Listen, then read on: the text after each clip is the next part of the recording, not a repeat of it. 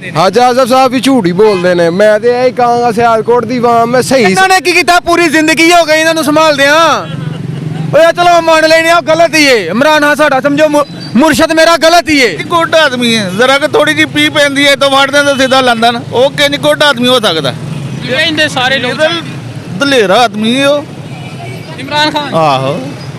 दलेरा आदमी है मुल्क बर्बाद कर गया की बर्बाद करके गया है महंगाई कर गया महंगाई शहबाज शरीफ ने आके घट गई थी नवाज शरीफ जो गया 65 रुपए का पेट्रोल ही है 150 ਤੇ ਲੈ ਗਿਆ ਤੇ ਉਹ ਹੁਣ ਕਿੰਨੇ ਦਾ ਕਹਿੰਦੇ ਨੇ ਉਹ ਇਮਰਾਨ ਖਾਨ ਦੀ ਸ਼ਹਬਾਜ਼ ਸ਼ਰੀਫ ਨੇ ਕਿੰਨੇ ਦਾ ਕੀਤਾ ਕਹਿੰਦੇ ਇਮਰਾਨ ਖਾਨ ਨੇ ਗਲਤ ਮੁਆਦੇ ਕਰ ਗਿਆ ਇਹ ਤੇ ਕੋਨੇ ਤੇ ਕਹਿਣ ਦੀ ਗੱਲ ਹੈ ਨਾ ਪੀਡੀਐਮ ਨੂਨ ਲੀਗ ਦੇ ਪੀਡੀਐਮ ਦੇ ਕਹਿਣ ਦੀ ਗੱਲ ਹੈ ਨਾ ਤੁਹਾਡੇ ਸਰ ਤੋਂ ਪਾਰ ਉੱਚ ਬੰਦੇ ਖਲੋਤੇ ਸਨ ਉਹ ਕਹਿ ਰਹੇ ਸਨ ਸਾਰਾ ਕਸੂਰ ਹੀ ਇਮਰਾਨ ਖਾਨ ਦਾ ਨਹੀਂ ਮੈਂ ਨਹੀਂ ਕਹਿੰਦਾ ਇਹ ਚੀਜ਼ मैं कहना इमरान खान गुड आदमी है दलेरा आदमी है नवाज शरीफ कह रहे हैं नवाज शरीफ गुड आदमी है किंज गुड आदमी है जरा कि थोड़ी जी पी पैंदी है तो वड़ दें सीधा लंदन वो किंज गुड आदमी हो सकता जो पी पैंदी आवाम नूं कहंदा मरो खबो इत्थे मैं चला जे लीडर ते होवे जेहड़ा आवाम दे नाल खड़ा होए साथ दे आवाम दा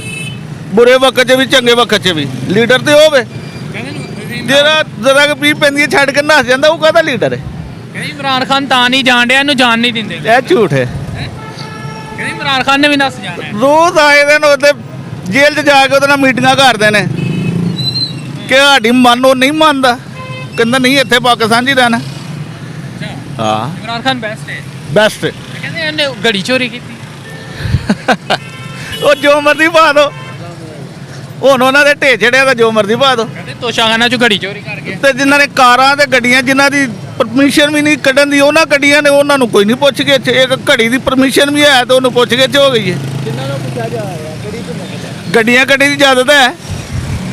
ਤੋਸ਼ਾਖਾਨਾ 'ਚ ਲੈ ਸਕਦੇ ਨੇ ਕੌਣ ਕਹਿੰਦਾ ਲੈ ਸਕਦੇ ਨਹੀਂ ਲੈ ਸਕਦੇ ਤੋਸ਼ਾਖਾਨਾ 'ਚ ਲੈ ਸਕਦੇ ਨੇ ਕਾਨੂੰਨ ਬਣਿਆ ਤੁਹਾਨੂੰ ਗਿਫਟ ਮਿਲਦਾ ਤੁਸੀਂ ਗੱਡੀਆਂ ਤੋਂ ਇਲਾਵਾ ਸਾਰਾ ਕੁਝ ਲੈ ਸਕਦੇ ਹੋ ਤੋਸ਼ਾਖਾਨਾ 'ਚ ਤੁਸੀਂ ਲੈ ਸਕਦੇ ਹੋ ਲੇਕਿਨ ਤੁਸੀਂ ਕੁਝ ਪੈਸੇ ਦੇਣੇ ਪੈਂਦੇ ਨੇ ਜਿਹੜੇ ਇਮਰਾਨ ਖਾਨ ਨੇ ਘੜੀ 'ਚ ਦਿੱਤੇ ਤੇ ਇਮਰਾਨ ਖਾਨ ਨੇ ਵੀ ਦਿੱਤੇ ਨੇ ਉਹਨੇ ਦਿੱਤੇ ਨੇ ਬਿਲਕੁਲ ਦਿੱਤੇ ਤੇ ਫੇਰ ਉਹਦੇ ਤੇ ਕਾਹਦਾ ਜੁਰਮ ਬਣ ਗਿਆ ਜਦੋਂ ਗੱਡੀਆਂ ਦਾ ਜੁਰਮ ਨਹੀਂ ਤੇ ਉਹਨੇ ਘੜੀ ਦੇ ਵੀ ਪੈਸੇ ਦਿੱਤੇ ਨੇ ਕਾਹਦਾ ਜੁਰਮ ख्वाजा आसफ साहब पता टीवी ਦੇ ਆ ਕੇ ਕਹਿੰਦੇ ਨੇ ਤੋਬਾ ਤੋਬਾ ਇਮਰਾਨ ਖਾਨ ਘੜੀ ਵੀ ਨਹੀਂ ਛੱਡ ਕੇ ਗਿਆ ਇਹ ਸਾਰੇ ਹੋਰ ਨੇ ਸੋ ਇਮਰਾਨ ਖਾਨ ਤੋਂ ਇਮਰਾਨ ਖਾਨ ਇੱਕ ਮੁਸਤਕਬਲ ਬਣਾਉਣਾ ਚਾਹੁੰਦਾ ਹੈ ਆਵਾਮ ਚਾਹੁੰਦੀ ਹੈ ਆਵਾਮ ਚਾਹੁੰਦੀ ਹੈ ਇਮਰਾਨ ਖਾਨ ਆਏ ਲੇਕਿਨ ਇਹ ਲੋਟੇ ਲੋਕ ਨੇ ਜਿਹੜੇ ਮੈਂ ਸਭ ਨਾਲ ਵੱਡੀ ਗੱਲ ਕਰਾਂਗਾ ਨਵਾਜ਼ ਸ਼ਰੀਫ ਆਇਆ ਪਹਿਲਾਂ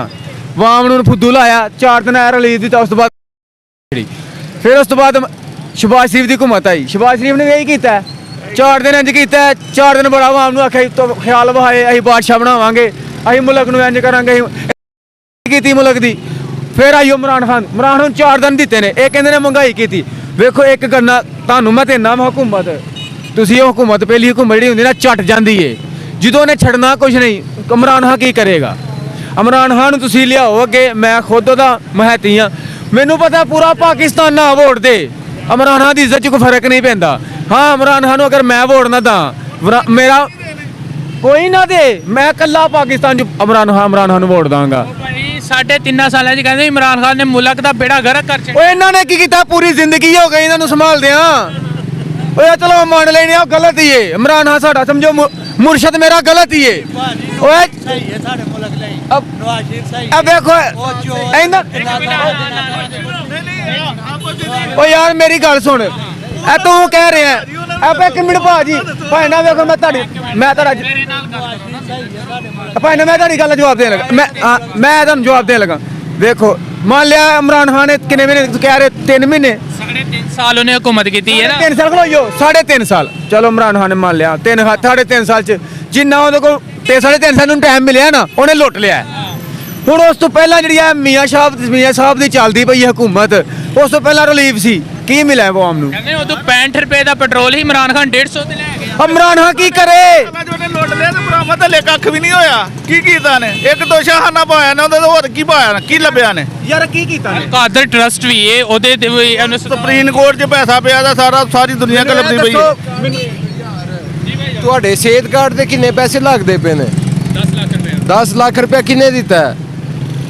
ਨੇ ਹਾਂ ਤੇ ਇਹ ਨਵਾਜ਼ ਸ਼ਰੀਫ ਨੋ ਲੀਗ ਵਾਲੇ ਕਹਿੰਦੇ ਨੇ ਇਹ ਪ੍ਰੋਜੈਕਟ ਨੋ ਲੀਗ ਨੇ ਸ਼ੁਰੂ ਕੀਤਾ ਸੀ ਲੇਕਿਨ ਨਾ ਅਮਲ ਜਿਹੜਾ ਭਾਈ, ਇਮਰਾਨ ਝੂਠ ਬੋਲਦੇ ਨੇ ਯਾਰ, ਝੂਠ ਬੋਲਦੇ ਨੇ। ਇਹ ख्वाजा आसिफ साहब ਕਹਿੰਦੇ ਨੇ ਹਾਜੀ ਆਜ਼ਮ ਸਾਹਿਬ ਵੀ ਝੂਠ ਹੀ ਬੋਲਦੇ ਨੇ। ਮੈਂ ਤੇ ਇਹ ਕਹਾਂਗਾ ਸਿਆਲਕੋਟ ਦੀ ਆਵਾਮ ਮੈਂ ਸਹੀ ਸੁਰਕਾਂ ਤੋੜੀ ਵਜਾਉਂਦੇ ਨੇ ਤੇ ਭੈਣ ਜਿਹੜੀਆਂ ਹਰਾਬ ਰਹੇ ਉਹ ਬਣਾਉਂਦੇ ਵੇ ਨਹੀਂ, ਇਹਨੂੰ ਤੇ ਕਰਪਸ਼ਨ ਕਹਿੰਦੇ ਨੇ ਨੋ ਲੀਗ ਵਾਲੇ ਤੇ ਹੋਰ ਕੀ ਏ। ਆਹ ਨਾ ਉਹ ਕਹਿੰਦੇ ਨੇ ਨੋ ਲੀਗ ख्वाजा आसिफ साहब ਨੇ ਸਿਆਲਕੋਟ ਵਾਲਿਆਂ ਵਾਸਤੇ ਬੜਾ ਕੰਮ ਕੀਤਾ ਯਾਰ ਮੈਨੂੰ ਇੱਕ ਗੱਲ ਦੱਸੋ, ਜਗ੍ਹਾ ਜਗ੍ਹਾ ਗਲੀ ਗਲੀ ਦੇ ਅੱਗੇ ਢੇਰ ਕੂੜੇ ਦੇ, ਠੀਕ ਹੈ, ਉਹ ਕਿੰਨੇ ਚੁੱਕਣੇ ਨੇ? ਟੀਐਮ ਵਾਲੇ ਨੇ ਚੁੱਕਣੇ ਨੇ ਕਿ ਨਵਾਜ਼ ਸ਼ਰੀਫ ਨੇ ਆ ਕੇ ਚੁੱਕਣੇ ਨੇ ਜਾਂ ਇਮਰਾਨ ਖਾਨ ਨੇ ਆ ਕੇ ਚੁੱਕਣੇ ਨੇ? ਅਦਾਰਿਆਂ ਨੇ ਚੁੱਕਣੇ ਨੇ ਨਾ, ਤੇ ਅਦਾਰਿਆਂ ਨੂੰ ਹੈਂਡਲ ਕਰਨ ਵਾਲਾ ਇਨਸਾਨ ਉਹ ਜ਼ਾਹਿਰੀ ਗੱਲ ਹੈ ਹਕੂਮਤ ਦੇ ਅੰਡਰ ਹੁੰਦਾ, ਤੇ ਹਕੂਮਤ ਹੀ ਅਗਰ 2 ਨੰਬਰ ਹੈ ਯਾਰ ਬੋਸ ਤੇ ਉਹ ਫਿਰ ਕੀ ਕਹਿਣਾ ਯਾਰ। ਹੁਣ ਤੇ ਨਿਗਰਾਨ ਹੁਕੂਮਤ ਨੇ ਯਾਰ ਨਿਗਰਾਨ ਹਕੂਮਤ ਕਿਹਦੀ ਵਜ੍ਹਾ ਨਾਲ ਆਈ? ਸ਼ਬਾਜ਼ ਸ਼ਰੀਫ ਨੇ ਜੋ ਕੁਝ ਵੀ ਕੀਤਾ ਹੈ ਨਾ ਸ਼ਬਾਜ਼ ਸ਼ਰੀਫ ਵੀ ਠੀਕ ਹੈ, ਲੇਕਿਨ ਇਮਰਾਨ ਖਾਨ ਸਾਡੇ ਮੁਲਕ ਵਾਸਤੇ ਅੱਛਾ ਹੈ। ਕਿਸ ਕੋਈ ਵੀ ਜਲਾਸ ਹੁੰਦਾ ਤੁਹਾਡਾ